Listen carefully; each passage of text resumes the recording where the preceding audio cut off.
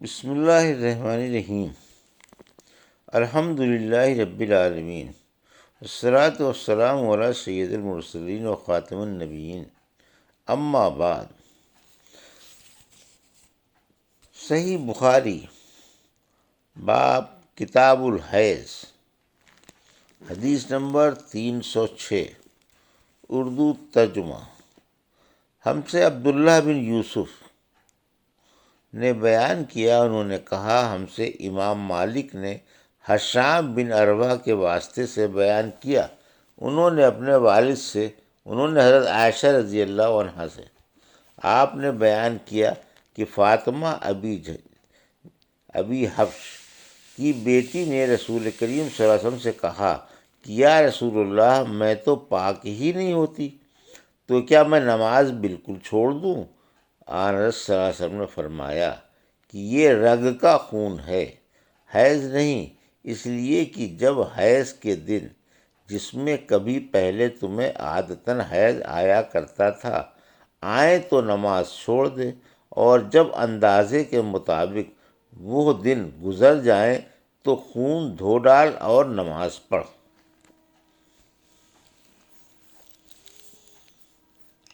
حدیث نمبر 307، اردو ترجمہ۔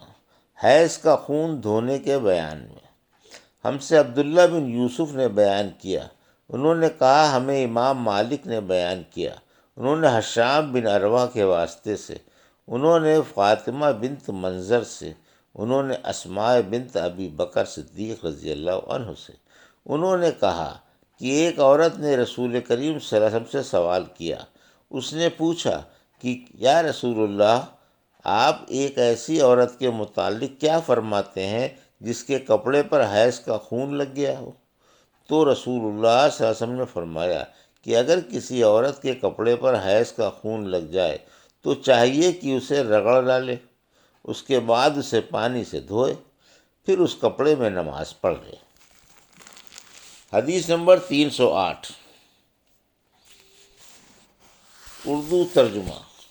ہم سے اسبق نے بیان کیا، انہوں نے کہا مجھ سے عبداللہ بن وہب نے بیان کیا، انہوں نے کہا مجھ سے عمرو بن حارث نے عبد الرحمن بن قاسم کے واسطے سے بیان کیا، انہوں نے اپنے والد قاسم بن محمد سے بیان کیا، وہ حضرت عائشہ رضی اللہ عنہا سے کہ آپ نے فرمایا کہ ہمیں حیض آتا تو کپڑے کو پاک کرتے وقت ہم خون کو مل دیتیں، پھر اس جگہ کو دھو لیتیں اور تمام کپڑے پر پانی بہا دیتیں اور اسے پہن کر نماز پڑھتیں۔ حدیث نمبر 309، اردو ترجمہ۔ عورت کے لیے استحاضہ کی حالت میں اعتکاف۔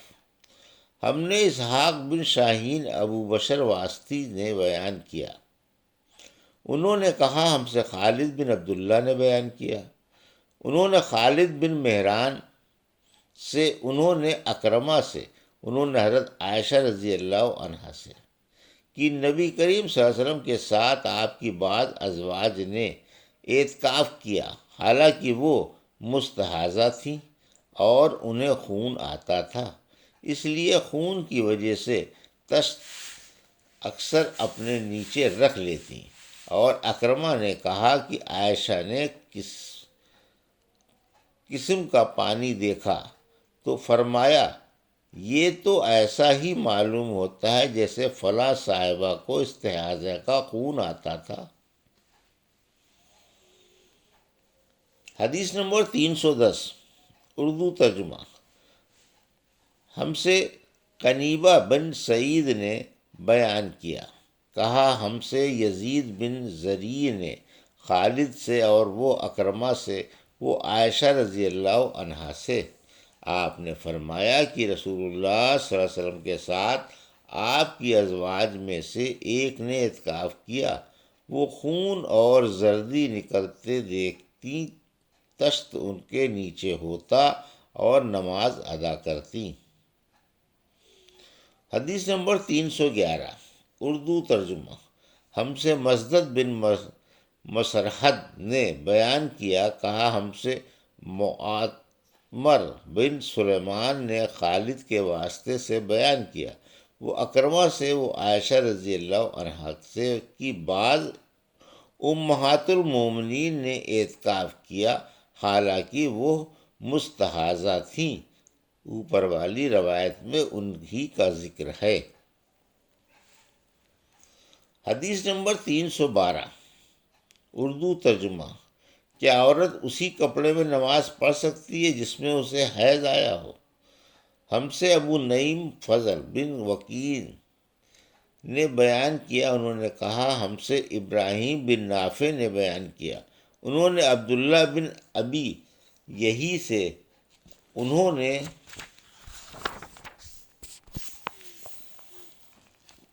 مجاہد سے کہ حضرت عائشہ رضی اللہ عنہا نے فرمایا کہ ہمارے پاس صرف ایک کپڑا ہوتا تھا جسے ہم حیض کے وقت پہنتے تھے، جب اس میں خون لگ جاتا تو اس پر تھوک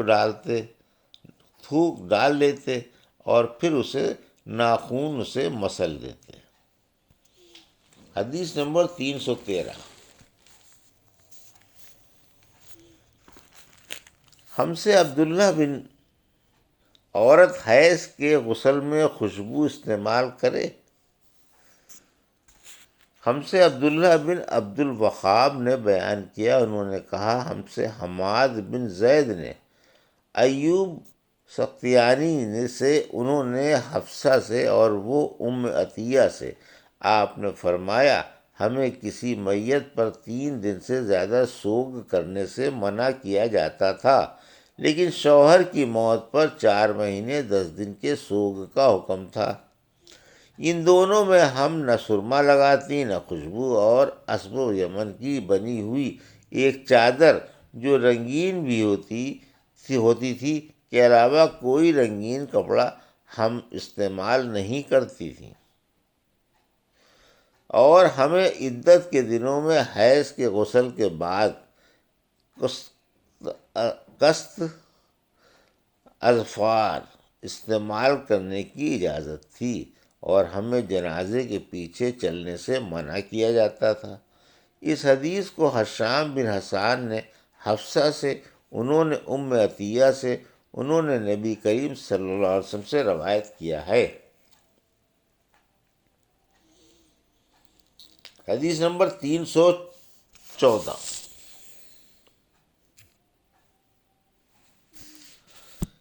اس بارے میں کہ حیض سے پاک ہونے کے بعد عورت کو اپنے بدن کو نہاتے وقت ملنا چاہیے، اور یہ کہ عورت کیسے غسل کرے، اور مشق میں بسا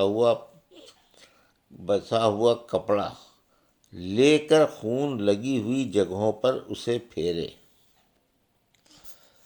ہم سے یحییٰ بن موسیٰ نے بیان کیا، کہا ہم سے سفیان بن عینیہ نے منصور بن صفیہ سے، انہوں نے اپنی ماں صفیہ بنت شیبہ سے، وہ حضرت عائشہ سے کہ آپ نے فرمایا کہ ایک انصاریہ عورت نے رسول اللہ صلی اللہ علیہ وسلم سے پوچھا کہ میں حیض کا غسل کیسے کروں؟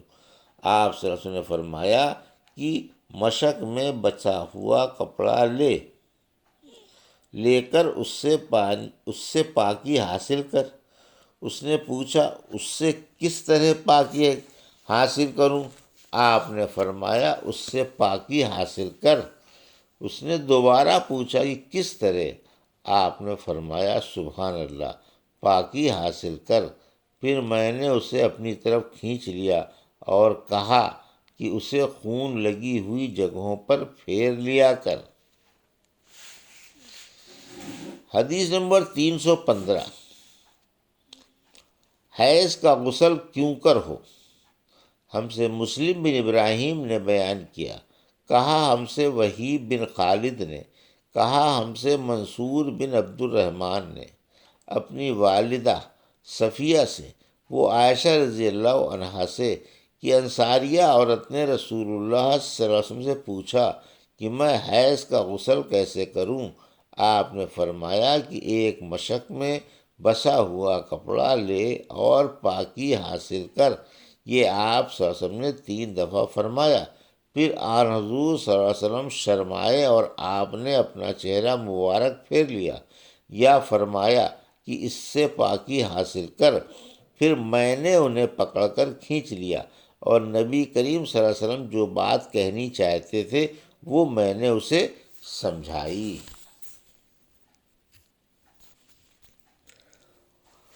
یہ تھی صحیح بخاری باب کتاب الحیض کی حدیث نمبر 306 سے 315 تک کا اردو ترجمہ۔